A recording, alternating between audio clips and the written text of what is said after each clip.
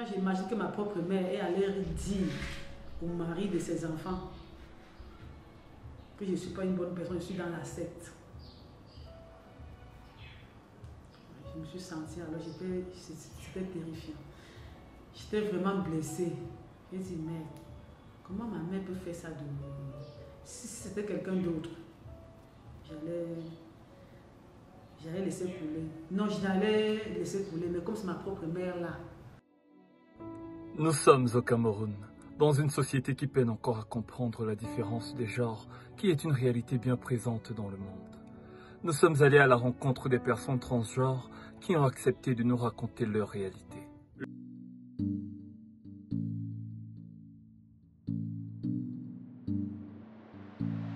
On m'appelle plus tonton G.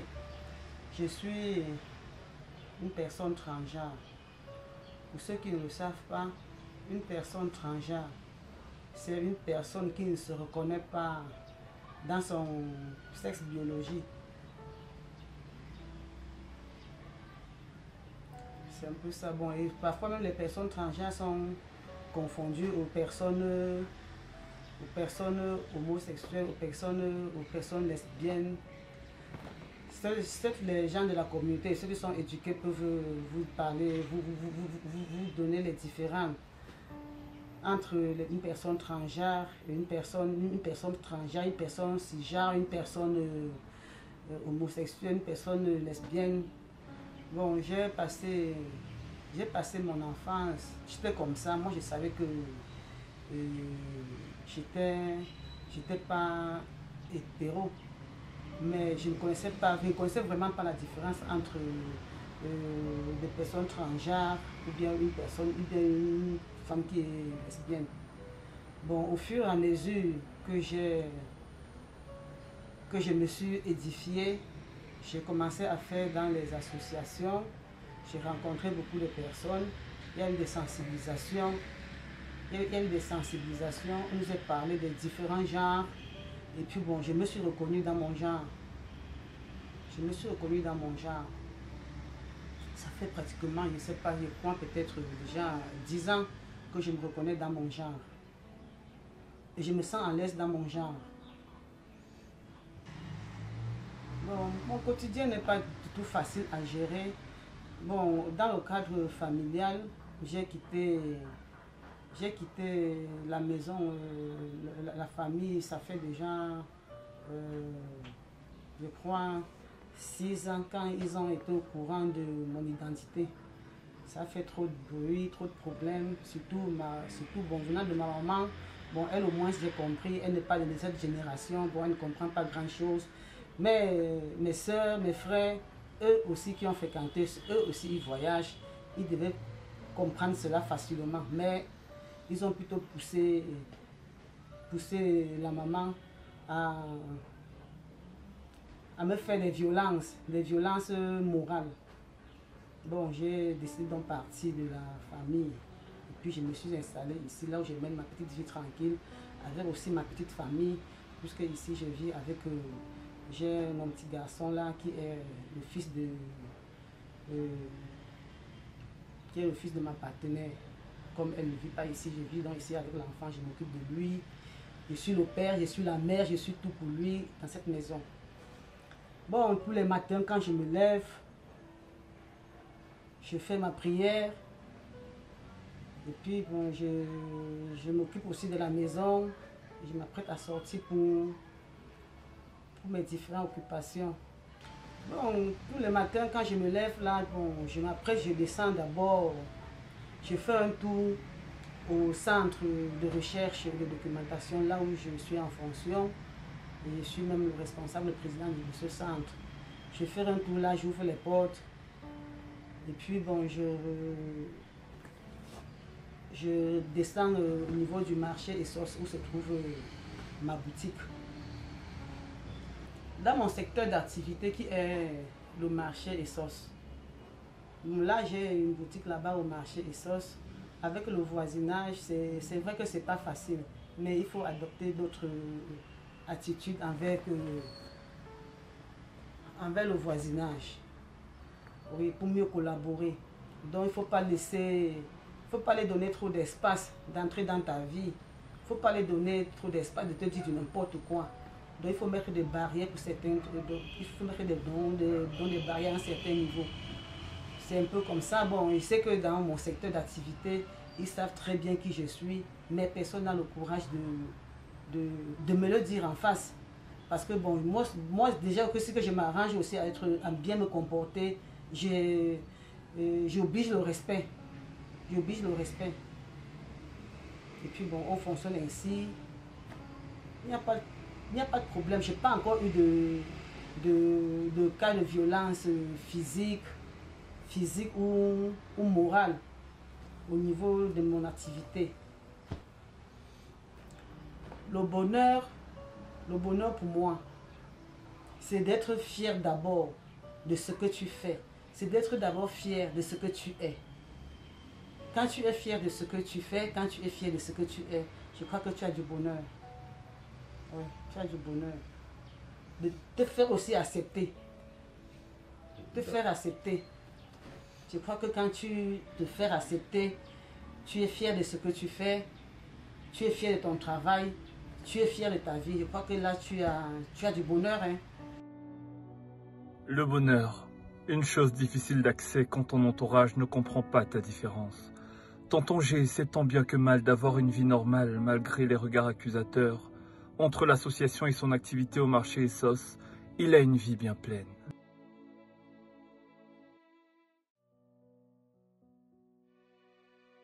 Il n'y a pas le regard des gens. À mon passage, bon, il n'y a plus grand chose à dire. C'est un peu ce que j'ai vu comme difficulté dans mon quotidien. Quand tu montes, on te regarde, tu descends, on te regarde, on se pose des questions sur ton genre. Parfois on se demande si c'est une femme, c'est un homme. Et puis bon, ils restent dans leurs questions. Qui pour les répondre? Au marché, l'ambiance aussi, elle est très bonne même. Parce que quand j'arrive le matin, j'essaie de voir si mon petit employé que j'ai là au marché a pu vendre quelque chose la veille. J'ai fait les cônes, j'ai fait le tour des rayons, j'essaie de voir s'il y a quelque chose qui manque. Bon, il me dit aussi s'il y a des trucs demandés et qu'il n'y en a pas sur place. Avec le voisinage, j'essaie de créer un peu d'ambiance, j'ai donné à boire. J'ai donné à boire quand je peux. On dialogue un peu, je leur demande comment va le marché, la situation du marché.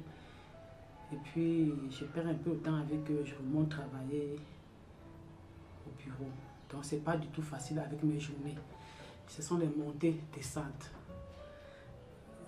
Je remonte travailler au bureau et puis vers 16h30, je ferme les portes du bureau, je retourne au marché. J'essaie un peu de serrer l'attaque aussi, comme on dit souvent, serrer l'attaque. Je ne sais pas avoir les derniers clients. Je ferme à 18h. Je prends la route de la maison. C'est ça mon quotidien. Donc, je n'ai même pas assez de temps pour moi. Il faut rentrer le soir, s'occuper de la famille, penser à ce qu'ils vont manger avant de dormir, penser à le lendemain. Ce n'est pas vraiment évident. C'est pas vraiment évident. Parce qu'on doit se battre pour joindre les deux bouts. On n'attend rien de personne. On doit travailler dur. Bon, la vie en couple, là, c'est pas aussi facile. Puisque ma moitié ne vit pas dans la même ville avec moi. Ma moitié travaille dans une autre ville, moi dans une autre. Moi ici à Yaoundé. Je vis avec les enfants à la maison. Je vis avec les enfants à la maison. Je suis la mère, je suis le père, je prends soin d'eux. Bon, elle se bat de son côté pour être à mes côtés aussi en week-end. En week-end, c'est pas facile, mais déjà nous sommes des personnes matures. Donc on sait ce qu'on veut, on sait ce qu'on cherche. On ne peut pas se mettre à vagabonder. Si on le fait, quel conseil donner aux plus jeunes? Donc on est obligé d'accepter comme ça. Donc d'accepter, pour le moment d'accepter ainsi. Peut-être les jours, les mois, les années à venir, on pourra se retrouver dans la même ville, travailler dans la même ville. Mais pour le moment, ça se gère. Ça se gère, il n'y a pas de problème, ça se gère. C'est vrai que dans le couple, il y a toujours les petites disputes, mais c'est pas grave, ça se gère. Ça se gère vraiment. Avec le voisinage, bon, c'est pas du tout facile. Parce que tu es obligé de rester enfermé. Là où je vis, ma barrière, c'est moi, on peut faire des mois, on ne se voit pas. On peut faire même 2 mois, on ne se voit pas. Au moment de payer son loyer, je fais son enveloppe. Quand je descends là, si je croise sa petite fille là, à la cour, je remets l'enveloppe et puis je pars. Donc le matin, je sors le matin, plus tard à 8 h, je suis partie de la maison. Et je rentre le soir à 19 h. Je rentre le soir à 19 h. Quand le voisin m'invite, même, il ne sait pas, pour une partie, il ne sait pas quelle cérémonie peut organiser chez lui. Mais déjà, quand j'ai l'invitation, je préfère ne pas partir. De peur d'être jugé. Parce qu'il y a des gens qui vont me voir demander aux voisins, c'est une femme, c'est un homme, c'est qui, pourquoi la personne est comme ci, pourquoi la personne est comme ça. Et puis moi, ça me frustre un peu. Donc je préfère ne pas assister. Pareil avec ma bailleresse, maintes fois, elle m'a invité à des cérémonies là, chez elle. Moi, je ne suis pas allée. J'ai préféré rester chez moi. Mais s'il y a un paquet à remettre à la bailleresse, je vais le faire avant. Mais le jour de la cérémonie, je préfère être enfermée chez moi. Là, je suis plus tranquille et plus à l'aise que d'aller m'asseoir dans un endroit où les gens vont se poser des questions. Là, je ne pourrais pas me sentir à l'aise. Ton degré de tolérance, de compréhension, je collabore avec toi et j'impose le respect. Et en retour, je donne aussi le respect parce que c'est pas avec le contexte dans lequel on vit ici au pays, c'est vraiment pas facile. Donc, on doit avoir des règles pour soi. On doit avoir des règles pour soi. On ne doit pas toucher la sensibilité des autres. Je ne voulais plus rien savoir de la famille. Mais quand j'apprenais que maman est malade, j'allais voir ma maman à l'hôpital, je restais même à son chevet. Je prenais soin d'elle. Bon, plus tard alors, elle m'a compris. C'est pas ce qu'elle a encore causé. C'est pas ce qu'elle a pu entretenir comme causerie avec mes soeurs et mes frères. C'est parce que mes soeurs me feront dit à la fin. Elle m'a encore accepté. Elle est revenue vers moi. Elle me dit, je veux que tu reviennes à la famille comme avant. Tu sois la personne que je connaissais avant. Tu n'étais pas distant, tu n'étais pas si. Donc ta présence, vraiment, ça nous manque dans la famille. C'est comme ça qu'elle a commencé. Moi, je lui ai dit que tout ça, c'est à cause de toi. Elle me dit qu'elle ne voudrait plus qu'on revienne sur le passé. On doit avancer. J'ai compris. Et puis bon, je me suis intégrée dans la famille. J'ai continué à faire ce que je faisais avant, mais je ne parle plus et puis je ne parle pas de ma relation, puisqu'ils savent que je vis avec l'enfant de ma partenaire et que j'ai adopté cet enfant comme mon propre fils. Blanche nous a reçus dans le chaleureux cadre de sa maison pour parler de sa vie en tant que femme transgenre. Je suis que j'étais une femme trans en 2016, lorsque j'étais encore jeune. Et c'était lorsque je suis arrivé sur Douala pour m'installer, pour commencer ma vie en tout cas. Où j'ai intégré une organisation, une association appelée Alternative Cameroun. Lors des différents causeries éducatives, voilà où j'ai compris que je me définis en tant que femme trans, non en tant que gay. Puisque à l'époque, je me voyais en tant que gay, en tant que passif, et je croyais être seul dans le monde, vu que j'étais dénigré et tout et tout. Du coup, lorsque ça arrivait d'arriver les doigts là, donc, et lors de ces causeries éducatives, voilà où j'ai compris que en dehors d'être gay, il y a plusieurs types, il y a plusieurs types d'identités. Il y a les lesbiennes, il y a les gays, il y a les bi, il y a les T, il y a les intersexes, il y a les queer. Où j'ai compris finalement que je me définis en tant que femme transgenre. Pour ma famille, vraiment, c'était pas vraiment très facile pour eux dès le début. Surtout ma maman, c'était pas très facile. Il y a déjà ma grande soeur qui a découvert ça à moi. puisque je vis au Cameroun, je vis au Nigeria. Lorsque je suis arrivé au Cameroun, définitivement pour m'installer au Cameroun, voilà, ma grande sœur était tellement très efféminée. Voilà, ma grande sœur n'arrivait pas toujours à comprendre. Déjà, ça se parlait déjà au quartier, ça se parlait un peu de partout. Et ma grande sœur prenait déjà ça en considération. Du coup, un jour, j'ai rencontré une amie à moi. Je suis parlé d'une amie, c'est-à-dire quelqu'un de la communauté, bien sûr, qui m'a présenté un mec. Du coup, je suis allé au rendez-vous 16 jours. Désolé, je suis allé au rendez-vous 16 jours. Arrivé dans le rendez-vous, les choses sont passées. Pour être très honnête, les choses sont passées et je suis rentré très tard ce jour.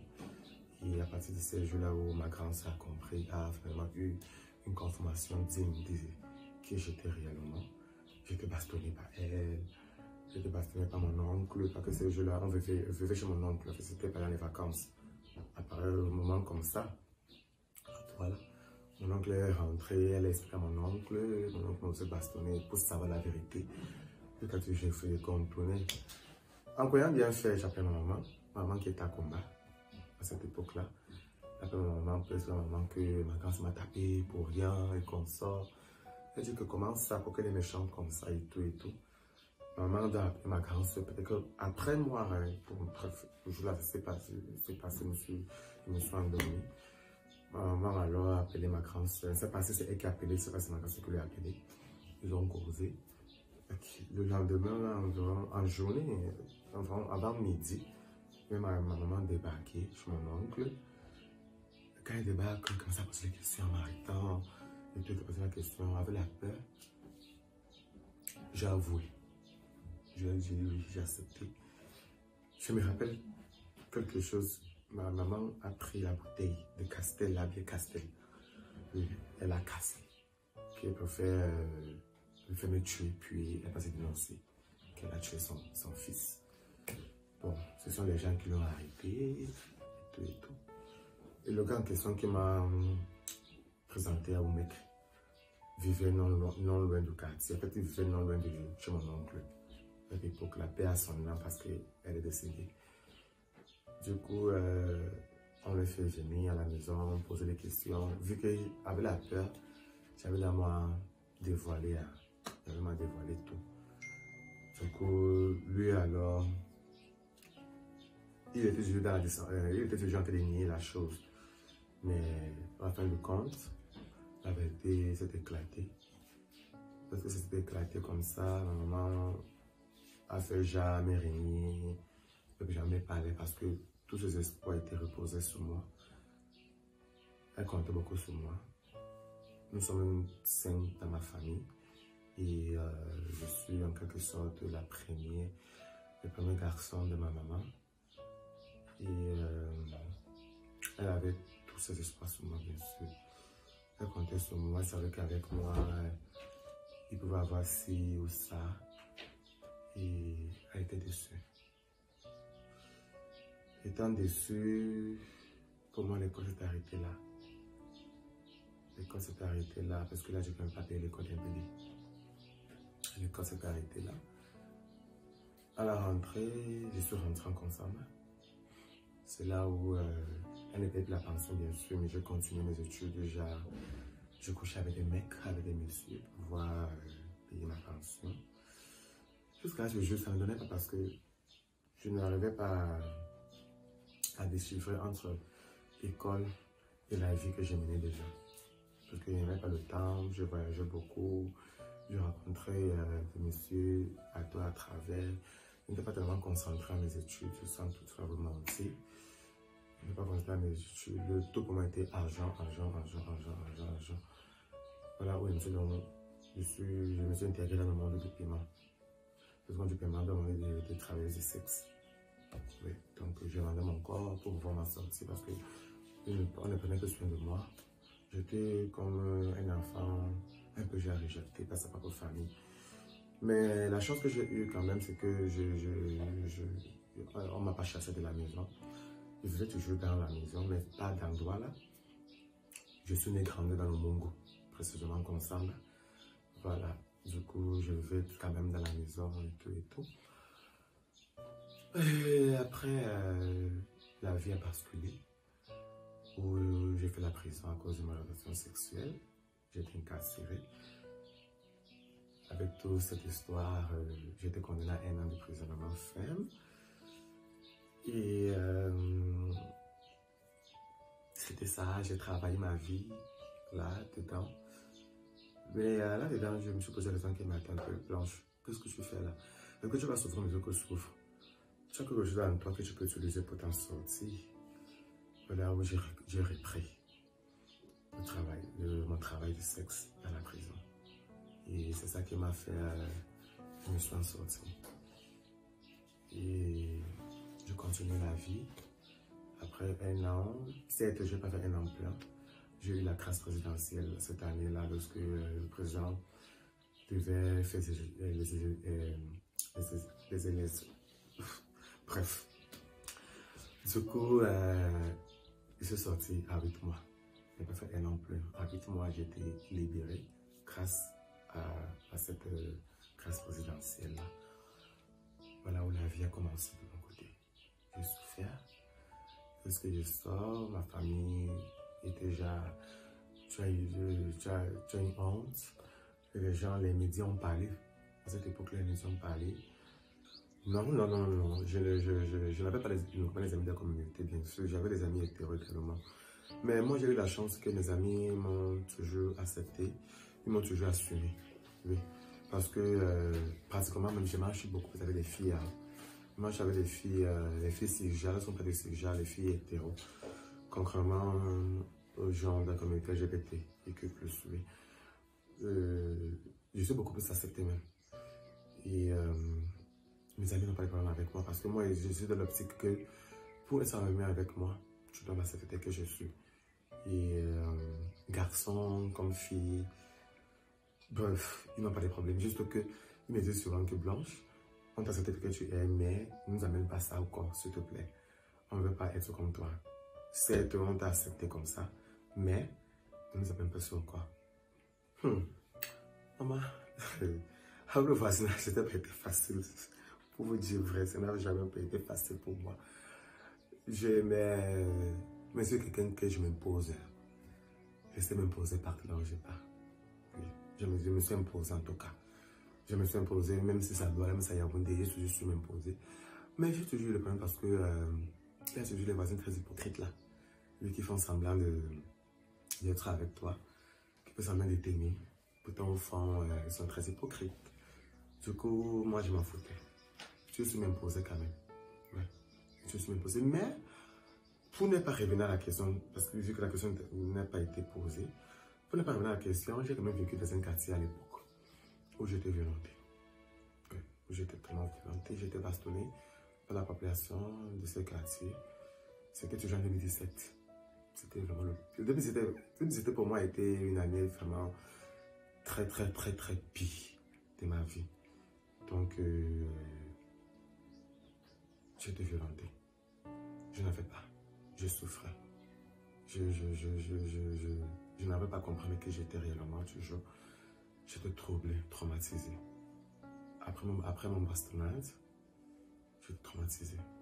J'ai pratiquement fait 2 mois dans le coma parce que j'étais seulement bastonné à cause de ma relation sexuelle. Oui, on me demande de paiement parce que le de paiement pour moi c'est un travail quotidien. Je le fais sans problème. Mais en dehors de ça, je suis activiste. Je suis activiste, je suis une personne qui milite pour la cause de souffrance au Cameroun. Plus précisément à Yaoundé. Mais mes actions sont étendues dans tout le Cameroun. Je n'ai pas encore eu un client peut-être qui m'a dérangé, bien qui m'a fait du mal. Ça se passe bien.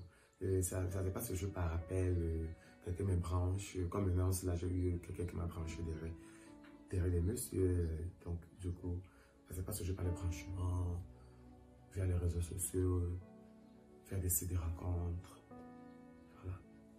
La mentalité camerounaise, vraiment, pour moi, elle met à ça. C'est très vraiment barbare pour moi. Parce que j'utilise le thème barbare, c'est parce que les Camerounais n'arrivent pas à comprendre que les choses évoluent. Le fur et à mesure que l'on grandit, le fur et à mesure que la technologie avance, également les choses aussi doivent aussi changer. Et les Camerounais doivent comprendre que tout le monde a une vie.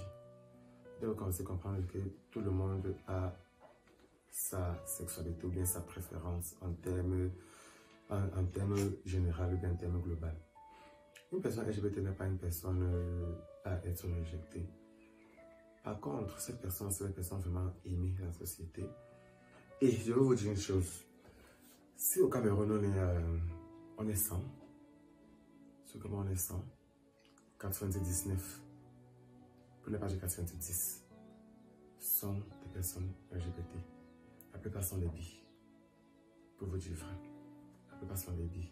Je ne sais pas si je me trompe sur les chiffres, mais 90 sont bi. Juste que nous vivons dans le contexte camerounais où c'est encore des tabous, c'est encore des abominations et consorts. Du coup, certains ne peuvent pas se dévoiler. Certains ne peuvent pas s'assumer comme moi, parce que moi je m'assume. Même en route, je m'assume. Lorsque je passe avec quelqu'un, je m'assume.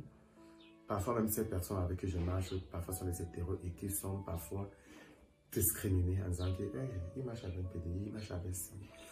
On a toujours tendance à les mélanger, même si ce n'est pas ça, mais on a tendance à juste de les mélanger en disant que vu qu'il marche avec tel, ça veut dire qu'il peut être comme tel. Pourtant, c'est faux. Du coup, les gens, lorsque je marche dans la rue, même, je vois des gens de ma communauté, parce qu'il ne suffit pas, pour moi, il ne suffit pas juste de causer avec quelqu'un pour connaître qui il est, pour connaître sa sexualité. Moi, j'essaie d'être quelqu'un de ma communauté. Je les vois. Lorsque je les vois, vraiment, j'ai du mal parce qu'ils souffrent en eux-mêmes. Ils n'ont pas cette habilité de s'assumer. Ils n'ont pas le cœur, en fait. Ça, c'est au jargon camerounais. Ils n'ont pas le cœur de s'assumer comme les autres. Et moi, vraiment, lorsque je vois ça, j'ai mal. Sans toutefois vous mentir, j'ai mal parce que on doit vivre dans une atmosphère où chacun fait sa vie sans toutefois être jugé. Moi, je suis jugé tous les jours. C'est mon quotidien. Lorsque je prends le taxi, lorsque je prends une moto, lorsque je marche même à pied, même dans le quartier où je vis, même actuellement, même si je ne le montre pas physiquement, mais je suis jugé. Oui. Je suis jugé non seulement avec la population générale, aussi avec les hommes en tenue, les infirmiers, les militaires, les gendarmes. Nous sommes discriminés par eux. Pourtant, eux-mêmes sont fait partie de cette cible. Mais juste parce que la société n'aime pas ça, la société rejette ça. La famille également aussi joue un rôle vraiment très grand dans la chose. Du coup, ils ont peur de ce que les sociétés vont dire, de ce que la famille vont dire. Ils ont peur d'être dénigrés, ils ont peur. Il y a beaucoup de choses en fait qui englobent ça. Donc vraiment le Cameroun, vraiment, en termes de LGBT, ils sont encore très fermés. Je ne dis pas c'est pas pourtant dire que tu dois assumer, genre, te dévoiler au grand public que oui, c'est ça. Oui, je suis ça. Et puis quoi? Non. Mais le faire en sensibilisant également les gens autour de toi. Ne le fais pas juste pour nuire à autrui. Non, là, moi, je ne suis pas d'accord. Mais fais-le en sensibilisant aussi en retour. Sensibilise à travers qui tu es. Sensibilise à travers tes actions que tu mènes. Sensibilise à travers cette communauté-là. Fais comprendre aux gens que cette communauté n'est pas un tabou. Ce n'est pas quelque chose qu'on va rejeter dans la société. Mais au contraire, c'est une vie, c'est une sexualité, c'est un choix. Il faut comprendre ça. Oui, c'est un choix. Quand je ne dis pas qu'elle parle de choix, c'est-à-dire, bref, peut-être pas du choix, mais c'est ta vie à toi. C'est inné. Parce que lorsque tu parles de choix, peut-être que c'est très vague, mais c'est inné.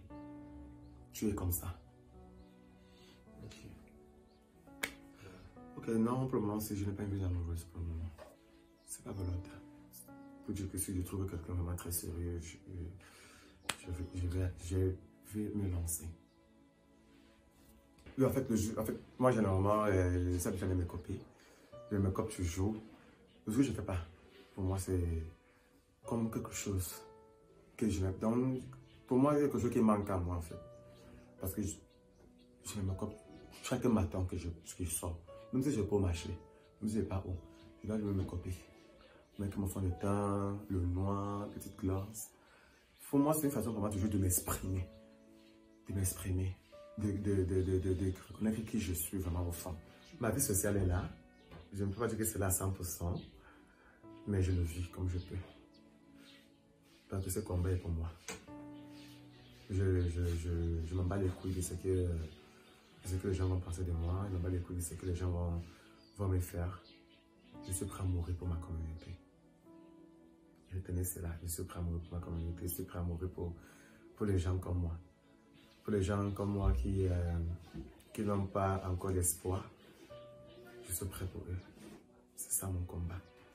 Le message que je veux véhiculer auprès de ma communauté ou bien auprès des populations, c'est que les personnes LGBT ne sont pas des personnes à part. Les personnes LGBT sont des personnes vraiment très très aimables comme moi.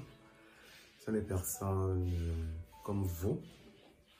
Ce sont des personnes qui ont quelque chose de plus à apporter à cette nation, à cette Cameroun que nous vivons. Ces personnes sont vraiment des personnes très intelligentes. Elles sont vraiment des personnes sociables. Donc pour moi, ne rejetez plus les personnes LGBT. Au contraire, cherchez peut-être à les connaître. Cherchez à les connaître vraiment à fond avant de les juger. À l'école, c'était comme tout le monde. J'étais dénigré avec certaines personnes. Avec d'autres personnes, on m'acceptait. J'avais un petit nom, on m'a nommé à l'école, Shakira. On m'a nommé Shakira à l'école parce que j'avais fait une fois les KMS où j'ai dansé vraiment le station de Shakira. Du coup, on m'a nommé Shakira à l'école, quand il passait Shakira. Et aussi, avec notre nom, on m'a nommé fille-garçon. On m'a nommé aussi fille-garçon à l'école, quand il passait l'école. En fait, lorsque quelqu'un voulait m'identifier, je dis que le fille-garçon de telle classe, automatiquement, c'est vrai que c'était moi. Et vu que j'aimais toujours marcher avec les filles, en fait, les filles aimaient marcher avec moi, pas le contraire. Donc, les filles aimaient marcher avec moi parce que vu mes manières, mes styles, mon comportement, les filles m'aimaient tellement. Donc, c'est beaucoup plus les garçons qui me dénigraient. Beaucoup plus les garçons qui me dénigraient, oui. En fait, c'était les filles qui me dénigraient, mais c'était pas vraiment ça. C'est les garçons vraiment qui me dénigraient à 100%. Ouais. Du coup, les filles m'aimaient. Les filles aimaient mes compagnies. J'avais toujours peur de sortir. Parce qu'il y avait toujours les sorties entre les camarades de classe. J'avais toujours peur parce que j'avais peur qu'on m'insulte, on me fasse ça. Mais aujourd'hui, c'est. Je suis dans la Rumta. Je pas même là où je ne connais pas, là où je mange entre.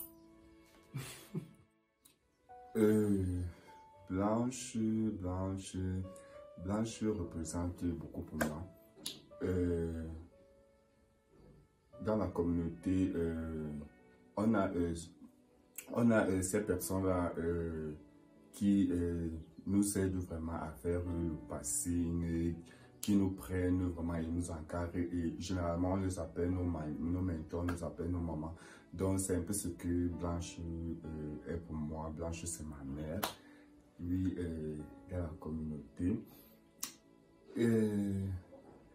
Certes, Blanche a un caractère vraiment drastique et difficile, mais c'est une bonne personne vraiment. C'est une personne qui a un grand cœur sur la main. C'est une personne qui est prête vraiment à se donner corps et âme pour de bonnes causes, pour la communauté et pour les gens qu'elle aime aussi. Elle a été une grande aide dans ma vie parce que lorsque j'ai été rejeté, oui, par ma famille, par la société même, par mes amis et consorts, elle a été la seule personne qui m'a soutenu, qui m'a donné la main. Donc, en gros, elle représente vraiment beaucoup pour moi. C'est ma routine matinale, donc quand il est là, toujours, lorsque je ne fais pas ça, j'ai un que le noir, le fond de teint, je ne suis pas à l'aise. Donc pour moi, une femme, c'est celle qui prend soin de son corps. Une femme, c'est celle qui se fait belle lorsqu'elle sort de chez elle. Elle doit toujours être lumineuse lorsqu'elle sort, surtout un lundi matin comme celui-ci. Du coup, je prends toujours le temps, même si c'est qu'elles sont en retard, je prends toujours le temps de faire mon petit make-up. Même si ce n'est pas quelque chose de très extraordinaire, mais je fais à ma guise, à ma manière, de sorte où je sors, je ne serai pas peut-être que regarder de bastonner. Voilà. Donc je mets juste là, c'est juste le fond de teint. Hein. Je fais la melon noire, ça c'est le fond de teint, une comme fond de teint en poudre, une comme que je mets sur mon visage. Juste pour sortir, pour avoir un très bon éclat et pour être propre. Une femme, c'est celle qui prend soin d'elle, me dit-elle. La vie n'a pas toujours été rose pour elle, mais elle a pu surmonter toutes les violences et aujourd'hui, elle est positive et confiante.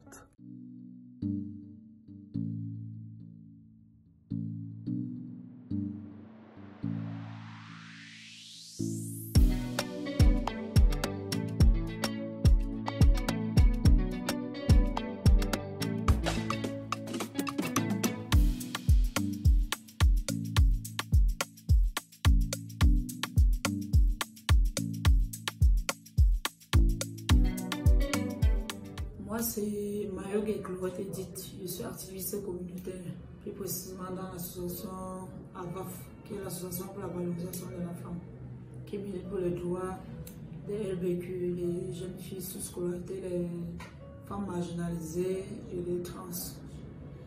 Dès mon bas âge, j'avais toujours mon attirance envers les filles. Bon, sauf que à ce moment, je ne connaissais pas encore les différences sur le genre.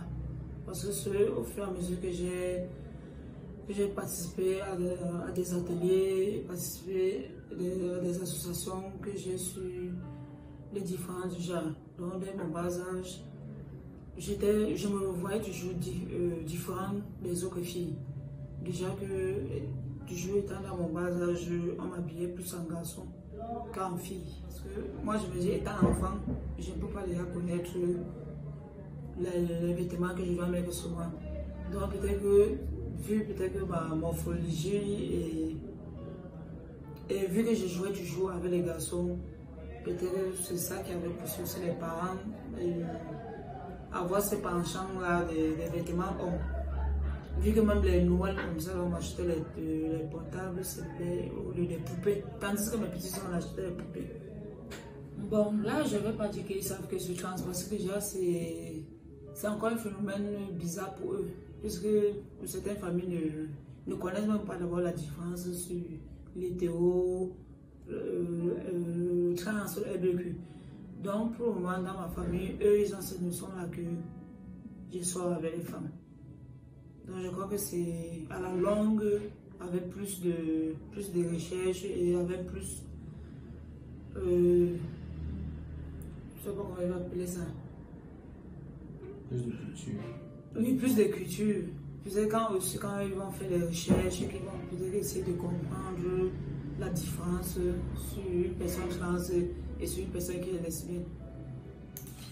Déjà, j'ai eu une histoire en Balmain parce que mon orientation sexuelle, donc ça a été un commun forcé. Si je peux appeler ça comme ça. Parce que j'ai eu une relation avec une personne, on était dans le même établissement, d'où il y a eu un problème qui a surgi là. Et nous sommes arrivés chez le proviseur et on a convoqué nos parents. Donc c'est à partir de ce moment-là que j'ai appelé, la maman étant à Yaoundé.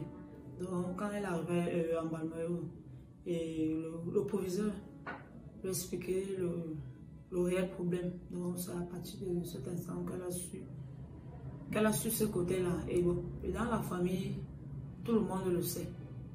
Parce que j'ai des parents de l'autre côté de l'océan, ils sont en Europe. Quand ils ont appris, ils ont dit, ils m'ont juste conseillé que je dois être sage. Parce que chez eux, là-bas, ils le vivent tous les jours. Moi, maintenant, ma maman ici au Cameroun, bon, elle a accepté, bon, sauf que la maman ne peut pas aussi accepter comme ça là. Elle ne peut pas accepter directement, non. Ce qui fait que chaque fois quand j'arrive à la maison, même si j'ai un problème quand je pose, elle va toujours nous demander où sont tes femmes, où sont tes multiples femmes, je ne suis pas l'une de tes femmes. Donc, lancer un peu les pics comme ça. Donc, me voyant, ils savent que je suis comme ça. Bon, sauf que ils ne l'ont pas accepté directement.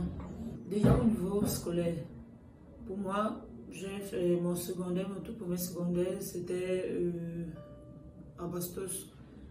où on portait, c'était le City Charlatangana, où on portait les robes. Déjà, moi, ça me gênait, mais j'étais obligée. Parce que là, j'étais encore plus petite. Mais sauf que je le faisais parce que il fallait que j'aille à l'école. Mais maintenant, au fil des années, quand je grandissais, plus je me voyais, plus on...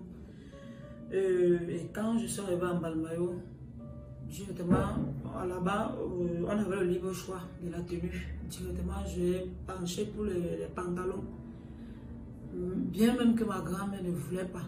J'étais contrainte de prendre un pantalon et prendre une jupe. Et on met de cela dans la société quand, puisque si tu veux vêtir un homme, il y a toujours les pics où certaines personnes sont toujours en train de me lancer. Pourquoi celle-là s'habille toujours en garçon? Pourquoi tu ne portes pas les robes? Pourquoi? Donc toujours en train de lancer ces pics-là. Bon, ça c'est un peu ma vie du quotidien. Bon, déjà j'ai connu Avaf comment? J'ai connu Avaf par un biais d'une amie où on a sympathisé, on a un peu flirté et elle travaillait à Avaf. Donc elle m'avait invité à l'association et je suis arrivée et j'ai vu comment ce que les gens faisaient, ça m'a plu et du coup j'ai opté à travailler aussi puisque on m'a expliqué ce que c'est que Avaf, ce qu'ils font au quotidien et je me suis dit ça veut dire que je me reconnais dans ça puisque moi ça peut pas ne pas aussi ajouter mon petit plus ou bien participer là pour qu'il puisse avoir un changement dans la société. Même mes sorties, quand je le fais, je le fais avec certains amis et tout, bien qu'ils sachent que c'est comme ça.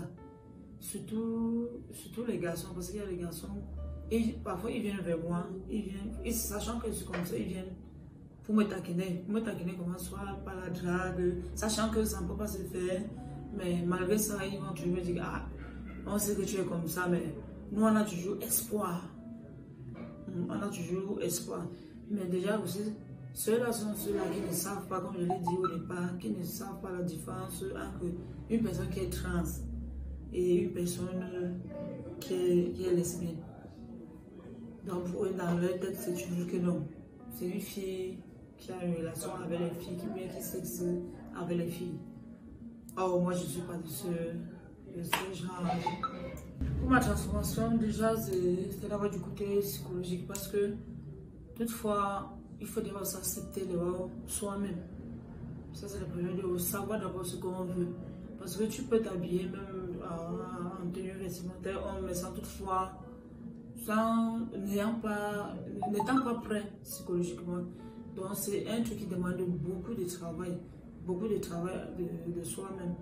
Parce que, ayant déjà fait tout ce long parcours-là, qui est l'acceptation de soi et psychologiquement, c'est là où vient le second plan, qui est la transformation hormonale, c'est-à-dire les comprimés, le début de transition. Donc moi, pour le moment, je suis encore en train de travailler encore sur ma transformation psychologique et de soi-même. Bon, déjà, de ce côté-là, je n'ai pas beaucoup d'informations. Mais je sais que j'ai certains collègues déjà qui ont déjà commencé la transition. Mais déjà, en prenant les comprimés. Oui, parce que je connais beaucoup de mes soeurs et frères qui ont déjà commencé la transition.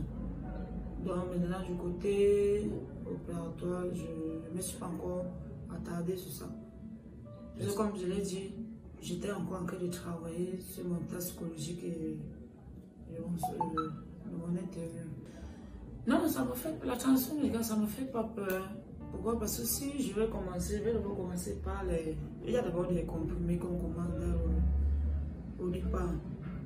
Parce que bon, c'est un truc qui se suit. Parce que les comprimés, ça demande du sport. Avant même d'arriver à l'opération, parce que je pense que l'opération c'est la dernière phase. Oui, non, il y a déjà le corps qu'il faut travailler. Il y a des remèdes qu'il faut prendre et qu'il faut les respecter. Parce que quand c'est, comme je le disais, un truc, quand on se lance, c'est quand on est déjà prêt. On est déjà prêt. Donc on se lance une fois. Ce que je pourrais dire, c'est déjà ce que j'encourage toute personne, que ce soit trans femme, que ce soit trans homme. Parce que, comme on le dit toujours, les gens échangeant, tu peux grandir. C'est à 25 ans que tu découvres qui tu es réellement. Donc, la seule chose que je peux dire, c'est qu'il ne faut pas avoir peur. Il faut s'accepter tel qu'on est. Il faut s'accepter. C'est la réalité. On n'a pas voulu. On n'a pas voulu. C'est ce qu'on est. On est né avec. On ne le fait pas parce que les autres le font. Non. On le fait parce que c'est pas pour ressentir de ton intérieur. De comment tu te sens et comment tu te présentes, dans la société, puisque dans la société il y a plusieurs phases et toi seul tu connais où tu es placé. Donc si tu as choisi ce côté, il ne faut pas avoir peur, je conseillerais aussi de faire beaucoup de recherches, de se rapprocher vers les aînés, les confrères, les consoeurs et fréquenter aussi les associations. Parce que en fréquentant les associations, c'est là où on bénéficie des formations, des causeries éducatives. C'est ensemble, c'est tous ces blocs-là qui font en sorte que tu puisses ajouter un plus sur ce que tu as d'abord sur toi et de connaître encore bien ce que tu es. Au quotidien, je le vis presque tout le temps. Les injures, bon, je ne suis pas encore arrivée au niveau des violences physiques. C'est juste les mots qu'on lance. J'aurais pu prendre des exemples, si je sens qu'elle est rentrée, une heure tardive. Peut-être que je suis avec une compagne. Quand le motoman s'avance pour nous porter, si on refuse, peut-être qu'on opte pour un autre motoman. Tu vois, il va commencer à te lancer les mots. C'est un couple là-bas, il part te dire comme ça, baiser. C'est un peu ce genre de violence que moi je suis au quotidien. Juste que le Cameroun nous accepte, qui nous accepte tel que nous sommes. Nous sommes toujours les enfants du pays, on ne va pas nous jeter. On ne va pas nous jeter, c'est notre orientation. Donc, je ne sais pas jusqu'à quand le Cameroun va s'entêter de comprendre cette partie-là. Mais nous, on a toujours espoir qu'un jour, ça va changer. Moi, je dirais, moi en tant qu'une personne trans, certes, je suis dans mon pays, j'aime mon pays, mais ça ne suffit pas. Ça ne suffit pas parce que déjà, on a des difficultés à trouver des emplois. On a des difficultés à se balader, à marcher normalement avec sa compagne. Il faut toujours, s'il faut sortir, il faudra peut-être que ce soit des heures inattendues ou bien des heures tardives. Ou bien quand il faut rentrer à des heures bizarres. Oh, et c'est ça qui provoque aussi souvent les accidents, les agressions par rapport à notre sexualité. Edino nous a confié qu'il a encore du mal à faire imposer son genre dans son entourage, entre les intrigues des collègues et amis et les insultes des inconnus qui la traitent de lesbienne par manque de connaissances sur la question.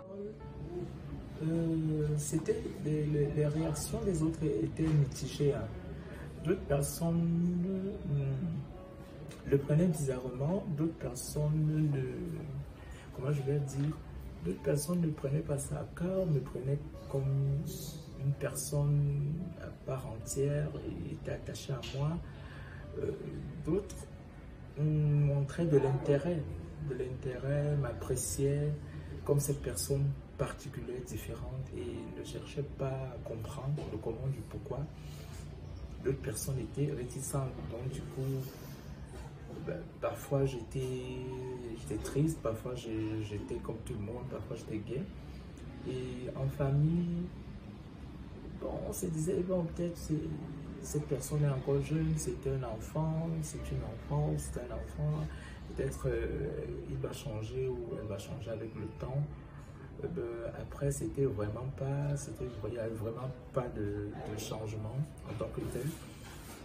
Et au départ, c'était, comment je vais dire ça, on ne montrait pas de la haine, mais je sentais quand même des réactions un peu mitigées. Parfois c'est ça, parfois c'est pas ça, parfois on me stigmatisait un peu, mais c'était vraiment pas du genre je veux dire quoi, à me pousser peut-être à me suicider, quoi, mais ça me fait quand même mal.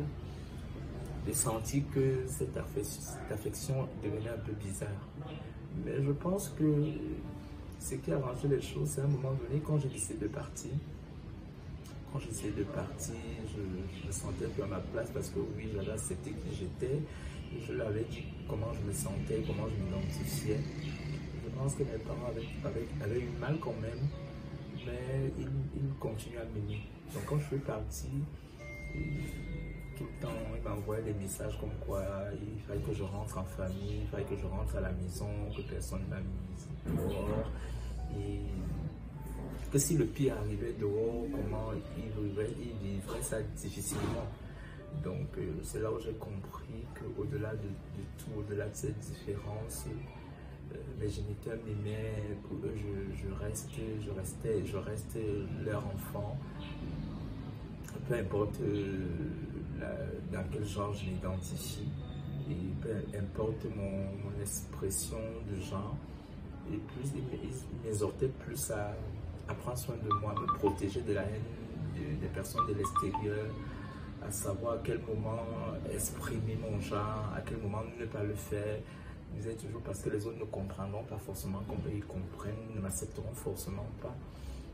Donc pour moi c'était une des plus grandes preuves d'amour, cela m'a fortifié, cela m'a amené à m'aimer moi-même et à faire des concessions.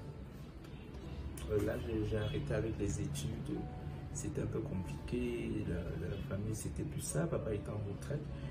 Donc j'ai dû partir pour l'autre capitale, pour essayer de trouver quelque chose, d'apprendre à vivre à mes dépens.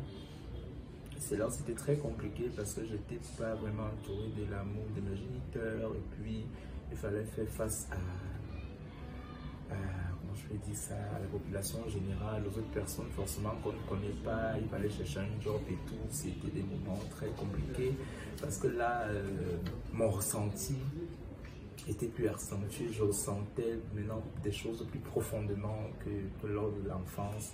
Je ressentais déjà le besoin de m'exprimer, d'exprimer mon genre, de revendiquer ce genre. Mais je ne me comprenais pas, je me posais des questions, pourquoi les autres c'est pas comme ça. Donc j'ai fait plusieurs tentatives de suicide, j'ai fait comme quelqu'un dira le vagabondage spirituel parce que j'étais à la quête de beaucoup de réponses, je voulais comprendre, savoir. Je me disais peut-être en me refugiant dans les religions, peut-être je comprendrais, peut-être ce qu'on appelle Dieu ou le Seigneur pourrait me dire quelque chose, me faire comprendre ce qui se passe dans ma vie, qui me rend différent des autres et qui me déprime, qui me rend triste. Et du coup, ça m'amenait à beaucoup m'auto-stigmatiser parce que là, je ne m'ouvrais pas aux autres, même quand ces autres me tendaient la main, m'apportaient de l'amour, j'avais du mal à croire en cet amour, à croire que ça puisse être quelque chose de l'amour vrai, ça peut être quelque chose de concret, de véritable. C'était, je pense, pour moi, les moments un peu les plus difficiles, mais que j'ai quand même fini par réussir à surmonter. À l'époque, oui, je sortais beaucoup quand même, quand j'ai eu la chance de rencontrer des semblables à moi, je sortais beaucoup. Donc il arrivait qu'on se retrouve dans les milieux où nous sommes incompris, nous étions violentés, physiquement, verbalement, ce qui crée des traumatismes psychologiques et autres. C'était compliqué, douloureux, c'est des moments de ma vie, je ne veux forcément plus en souvenir, bien qu'on n'oublie pas ce genre d'expérience, mais quelque part, parfois ça nous détruit, parfois ça nous rend plus fort, parfois ça nous, comment je veux dire, ça nous transforme, ça peut aussi nous édifier, mais toujours est-il que c'est des moments très douloureux où on a peur de perdre sa vie, on se dit peut-être que c'est la fin, où on en veut le ciel de nous avoir fait tel que nous sommes. Mais Je pense que à un moment donné, j'ai compris que ma vie reposait sur moi. Et j'ai eu la chance parfois de rencontrer aussi des personnes bienveillantes, des personnes au cœur pur qui nous aiment. Et de l'autre côté, quand j'ai commencé dans le communautaire, avant de commencer dans le comité, quand j'ai rencontré des jeunes semblables qui se sont retrouvés, expulsés des familles, qui se retrouvaient dans le questionnement, j'en ai hébergé plusieurs à l'époque. Du coup, le fait de savoir que ces personnes comptaient sur moi, que j'étais le salut, le secours, m'a donné beaucoup de force. Ça me rendait plus fort de jour en jour parce que je me disais, et si je craque, que deviendront ces jeunes personnes trans. Donc, ça fait moi la personne que je suis devenue. Ça m'a amené à me cultiver, à apprendre davantage sur les questions des dysphories de genre et surtout de savoir que elles sont plusieurs qui n'attendent qu'on leur tende la main, qui ont besoin d'être comprises, qui ont besoin de savoir qu'est-ce que c'est que ce phénomène. Donc, je pense que toutes ces expériences m'ont transformé. Et en fait, moi, c'est que je ne sais pas si je suis une femme forte. Je pense que je suis, comme dirait une personne, une survivante en fait. Je pense que à mon âge aujourd'hui, j'ai passé l'adolescence et je pense qu'à l'adolescence, on a envie d'expérimenter, on a envie de rencontrer, quand on a la chance de tomber sur des personnes qui disent nous aimer. Des rencontres, on en a eu, des expériences, on en a fait. Donc, je pense que j'ai eu mon lot aussi. J'ai eu mon lot d'aventure. Je ne dirais pas trop, je ne dirais pas ça. Mais je pense que je me suis donné la chance d'être aimé et j'ai donné aussi la chance à des personnes de m'aimer. Sans vous mentir, des gens qui n'aiment que des personnes transgenres, qui ne sont attirés que par des personnes transgenres. S'il y en a, il y a des personnes qui sont au milieu, mais quelqu'un avait dit un jour que chaque baignade a son client. Donc je pense que les personnes trans ont la chance de trouver l'amour. C'est pas évident dans le contexte, vu le contexte dans lequel nous vivons. Les personnes trouvent l'amour, parfois c'est pas évident.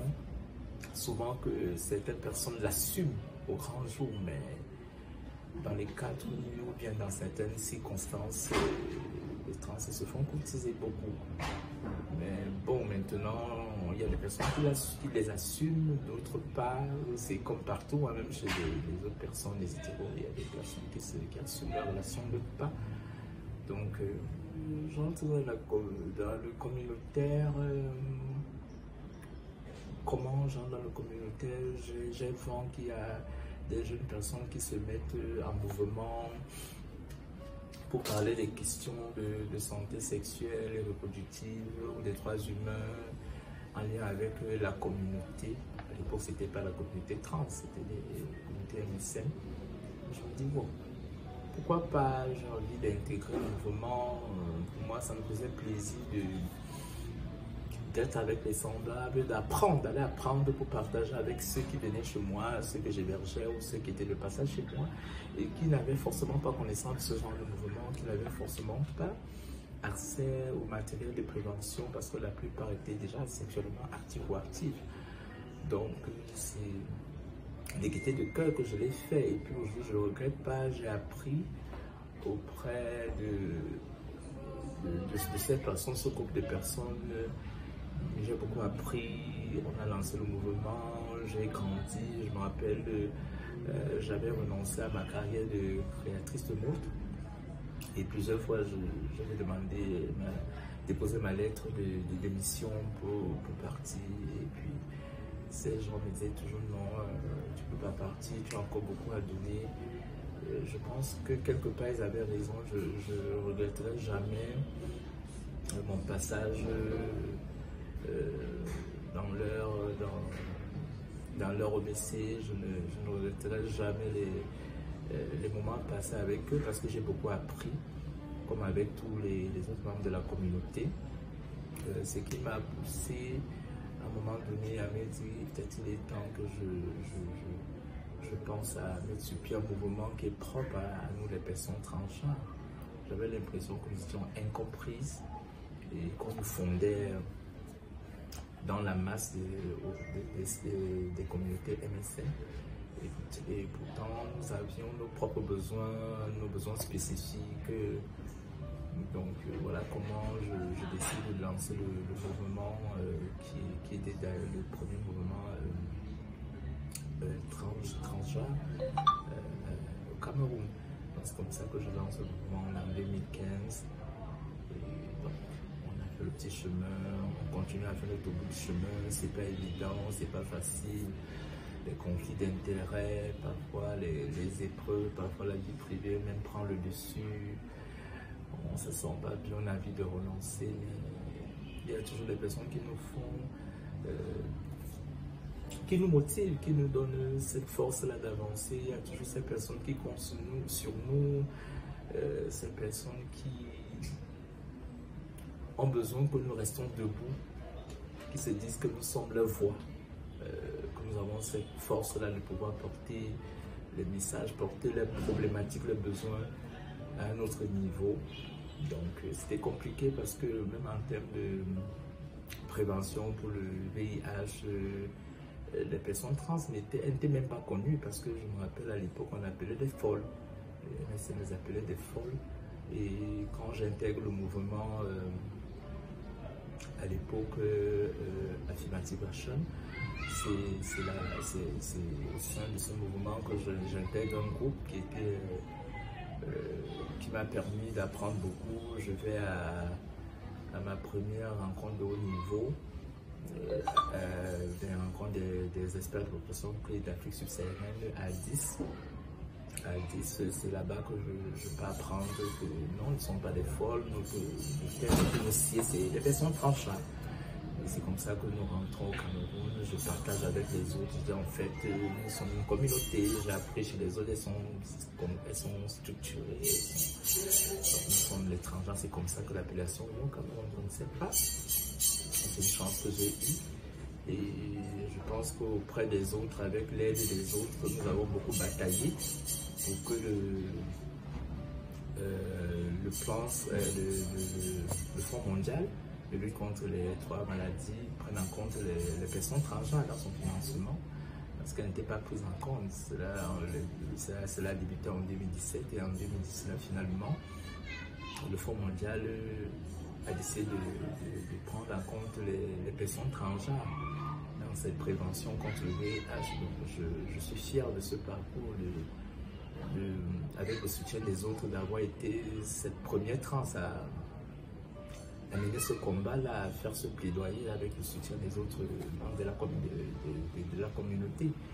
Et on a continué toujours notre plaidoyer à travers en 2019, le plan stratégique national de lutte contre les 3 maladies a reconnu les personnes trans comme une population, comme les populations clés. Elles n'étaient plus diluées dans la cible MSN. Donc je pense que comme je dis parfois je peux prendre ma retraite parce que je pense que j'ai fait mon temps, j'ai ouvert les portes, j'ai fait ce que j'avais à faire avec le soutien des autres, et aujourd'hui il y a la relève, il y a les trans-affiches, mais ils ont accès, c'est aussi à certains quand même services de santé, en termes de santé sexuelle et reproductive, en question de droits humains. Donc je pense que j'ai pas perdu mon temps, je pense que j'ai fait ce que j'avais à faire. Bon, je pense que je continue à faire ce que j'ai à faire, je reste disponible, je reste là pour les autres. Comme je dis toujours, ce que je fais n'est pas toujours pour les autres, c'est aussi pour moi. Parce que je suis de cette communauté, dont je le fais de gaieté de cœur parce que ça profite finalement à nous toutes. Je pense qu'elles doivent comprendre que la Terre, comment je dis ça? Les humains ont été faits de toutes les couleurs et de plusieurs différences. Et je pense que elles doivent assumer qu'elles sont, elles doivent comprendre qu'elles sont des personnes à part entière. Qu'elles ne laissent personne les enlever cette envie de vivre, cette joie de vivre, qu'elles ne laissent personne leur dire qu'elles sont personne, les dénigrer en fait. Mais surtout qu'elles prennent beaucoup soin d'elles en fait. Qu'elles ne s'exposent pas, n'importe comment, qu'elles ne prennent pas n'importe quel risque qui ne valent pas la peine. Parce que la vie n'a pas de prix en fait. Qu'elles s'assurent si elles le désirent, qu'elles prennent, surtout qu'elles s'éduquent sur qu'est-ce que la transidentité, le transgénérisme, qu'elles s'éduquent sur qui et comment vit la femme trans, qui est la femme trans, qu'est-ce qui entoure toute cette problématique, que ce soit en termes de santé sexuelle, de droits humains. Donc qu'elles prennent soin d'elles, qu'elles sont des personnes merveilleuses qui peuvent faire des grandes choses. Qu'elles ne se laissent pas détruire par, comment j'appelle, les stéréotypes, les préjugés que les gens ont de ces personnes.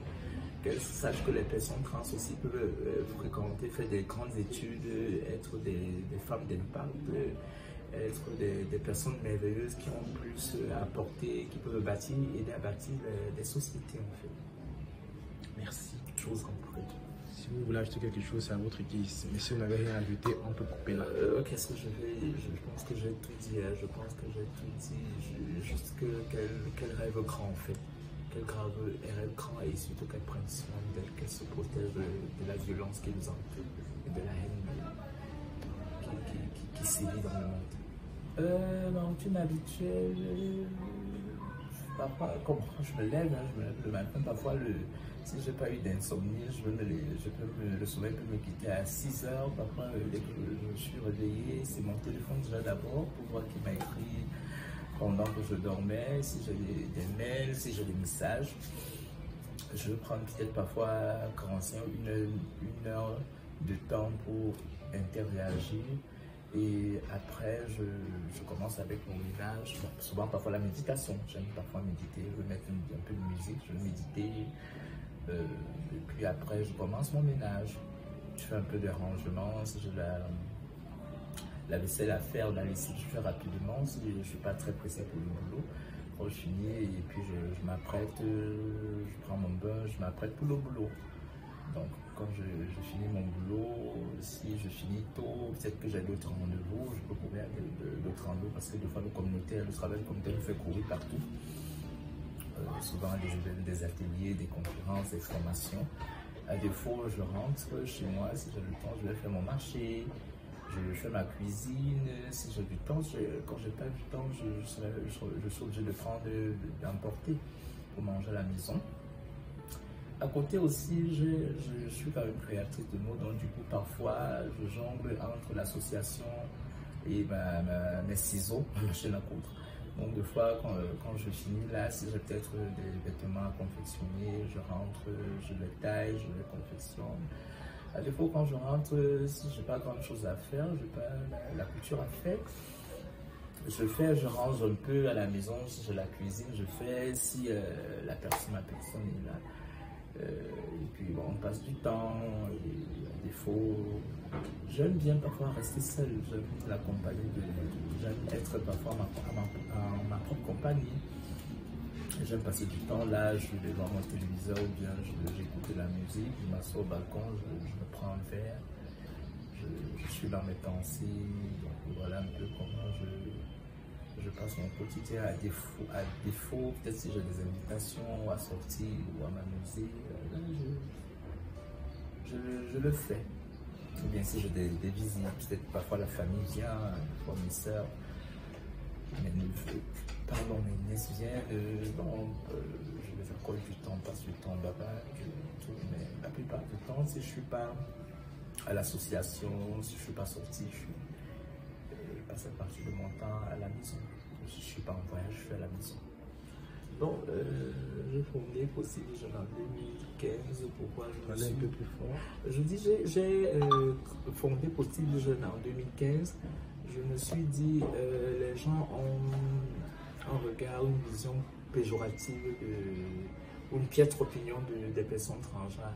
C'est pourquoi j'ai donné le nom de Positive Vision, une vision positive, que les autres aient une vision positive des personnes transgenres et que nous-mêmes, personnes transgenres, nous ayons une vision positive de nous, que nous imaginons notre futur, notre vie en fait un peu plus différente qui nous sied. Donc qu'est-ce que nous faisons? Nous faisons de la prévention, la lutte contre le VIH, les IST et contre d'autres maladies. Nous faisons aussi l'accompagnement psychologique, l'écoute psychologique, parce qu'on a un psychologue qui est là pour accompagner les personnes, les trans victimes de VBG, de violence basée sur le genre, ou qui sont en questionnement, qui sont sujets à des questionnements sur qui elles sont, leur identité de genre, peut-être les expressions de genre et tout ce qui va avec. Donc, voilà ce que nous faisons. Nous accompagnons aussi ces personnes trans sur les questions liées à leurs droits, questions de droits humains, donc sur quels sont leurs droits et devoirs en tant que citoyenne. Donc voilà ce que nous faisons. Nous documentons aussi des cas de VBG, nous faisons le suivi, comment je vais dire ça. Donc, voilà un peu ce que nous faisons. À côté, qu'est-ce qu'on fait aussi? Nous éduquons. Nous éduquons à travers des causeries éducatives, des cafés juridiques. Nous éduquons, nous sensibilisons ces jeunes personnes et même ces personnes matures aussi, d'un certain âge. Donc, à côté aussi, nous accompagnons aussi les autres mouvements dans des plaidoyers, que ce soit en direction des décideurs, en direction du, je ne sais pas trop. Bref, des plaidoyers qui contribuent à tout ce qui peut assainir la vie de ces personnes. Être leader communautaire est une tâche qui demande beaucoup de responsabilités. Et Mekiki mène un combat sans frein pour l'amélioration de la vie des personnes transgenres dans son pays. La tâche n'est pas facile, mais elle tient bon et se sert de son histoire pour aider et donner de la force aux autres.